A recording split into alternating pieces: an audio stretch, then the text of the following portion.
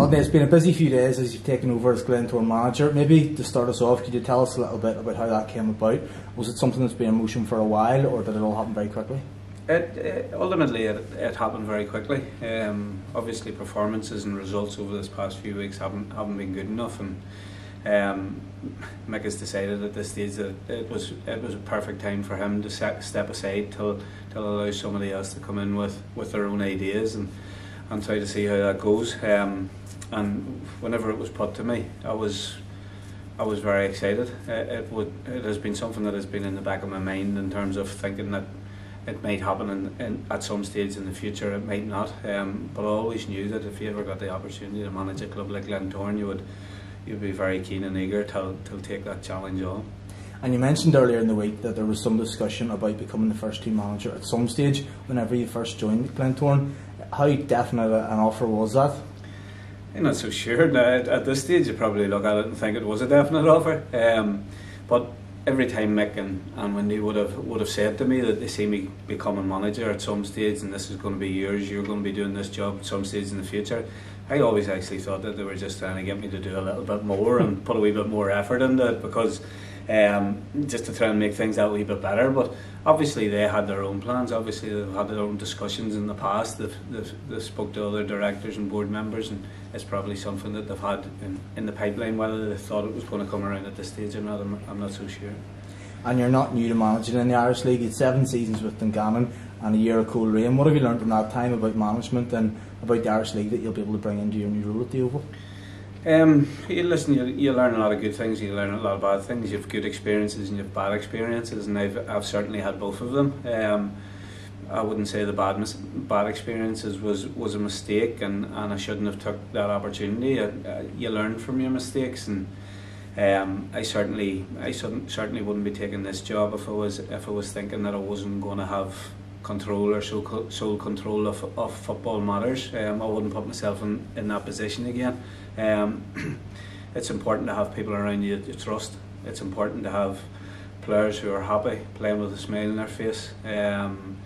It's important that you're getting hard work and endeavour first and foremost, and it's important for me that you're giving something to the supporters and the fans of the club. You're giving something back in terms of performances. And there's many different approaches to management. Would you say you're a Pochettino style, who puts the arm around the shoulder, or are you an Alex Ferguson through the hairdryer? Yeah, probably a wee bit of both. I have the capabilities at times of losing my temper or losing my rag. But listen, if I wouldn't do that all the time. It's maybe once in a blue moon. But I think once you lose your rag, I think you have to put it in the bin, forget about it, and move on. At the end of the day, if you lose your rag or you have a pop at somebody, it's all about trying to get an improvement in a performance, and ultimately everybody's here for the same goal. We're here to win games of football, so everybody has to take that in the right manner. And you've been at the club for the last 18 months as first team coach. Does that make it harder to transition to the manager, that you kind of maybe have a bit of a relationship with some of the players, it's less formal, or does it make it easier that you know the characters and you know the people in the dressing room? Well, I certainly know the quality that's in the dressing room, and that was a big part of the excitement in terms of taking this role. Knowing the quality of player that you're going to be working with is something that excites me greatly. I wouldn't say it makes it tougher. Obviously, you're coming in from the outside. Maybe it is a complete new start, and it's a complete new freshness for everybody. But one thing I have done, because with the conversations I've had with Mick and Wendy in the past in terms of this being a possibility someday, I've never really let myself get too close to everybody. I've always sort of tried to go about it in a professional manner, so that if it ever came about it, I could always make the jump without having friends as such. And I love all the lads, I think they're all great guys, but ultimately I haven't let myself get that too close that it's going to be a problem. And it's been said that you were a key part in bringing Terry Devlin and Niall McGinn to the club. Harry Murphy's father was also your assistant at Dungannon. Can you tell me a little bit more about your involvement in bringing in those players into the club? Just obviously a point of contact. I know all the lads, and I've known them since they were no height. Come through a youth setup, obviously, that I'm very familiar with in Dungannon. And it was just a natural thing for me to touch base with them. I know I have a good relationship with the boys, with those guys, I know that a lot of kids that I've worked with in the past that have went on to bigger and better things, I have a good relationship with them too. So obviously if there's a point of contact and it can go towards making a very good signing for this club, and it's obviously something that we're going to utilise. I'm thinking then about the changes that have taken place. What is the management structure of the football side of things at the minute? You're a manager, who are the coaches? The backroom staff will be in the dugout from now on. Will be Tim McAree will be assistant manager. We've just appointed a first team coach today in John Gregg, who I played with at under 18 at Northern Ireland level. He is a pro licensed coach. He played for Barnsley himself, played in the Irish League, played in Europe, Scandinavian countries, and he has a wealth of experience. He knows the game, so he'll be first team coach.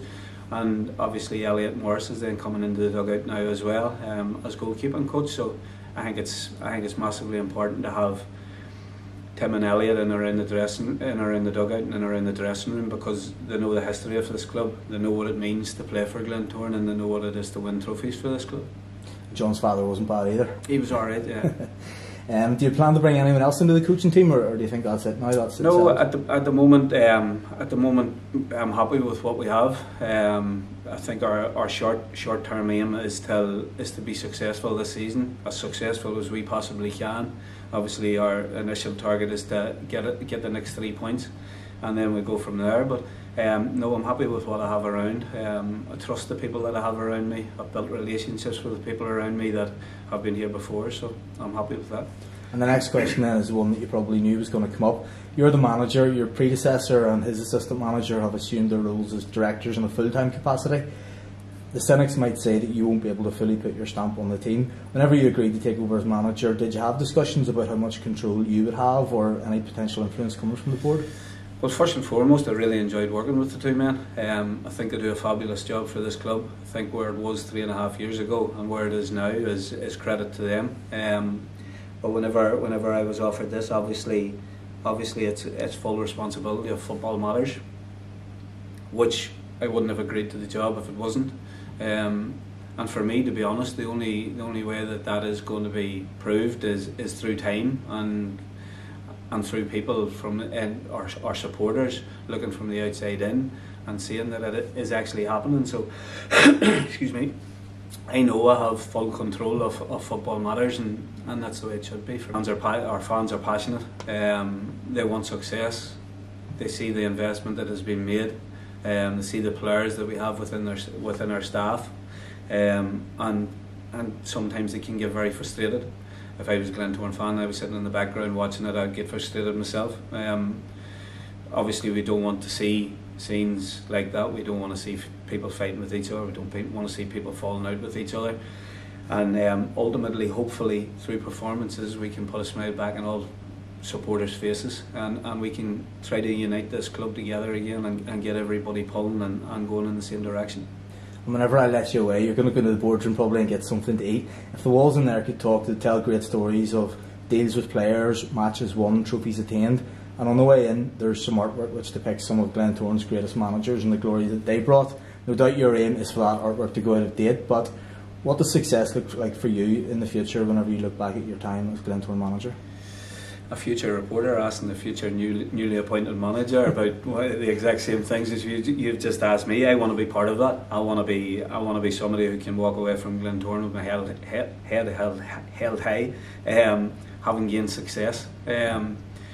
Talking to a great man just before I come in, and Roy Coyle, and he had many successes here. He's probably the most successful manager there's ever been in the Irish League. For me, coming to Glentoran first and foremost was, you wanted to come here to win trophies. You wanted to come here to sample the big occasions. So I want to be remembered for leading this club to those occasions. And back on the pitch then, we're in a difficult period. How would you go about approaching sort of a number of players who are maybe feeling a bit deflated or a bit low on confidence at the minute? I think hopefully the change is going to help with that. Obviously, trying to put across slightly new ideas, slightly different style of play, possibly, giving them new challenges, and obviously just trying to get a smile back in their face. It's important that we try to lift everybody as best as we possibly can. It's important that we get every last little ounce of energy out of the players that we have in every game that we play. I've always felt as if I've had good groups of players around me, and we've been able to get results and we've been able to have success.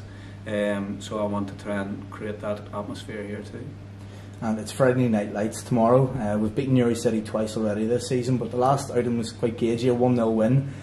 In the last 5 games that they've played in all competitions, they've conceded 11, scored 3. Is this a game that you need to go out and just not be afraid to have a go? I think it's a game that every game that we go into now, I think we have to go into it with no fear. We obviously respect the opposition that we play against, but the players that we have playing for us have to play with no fear. They have to go out and express themselves. Wonderful group of players, very talented group of players. We have to go out and first and foremost deliver hard work, a good committed performance, and let the talent that we have shine through after that. As I say, play with no fear and hopefully get the 3 points.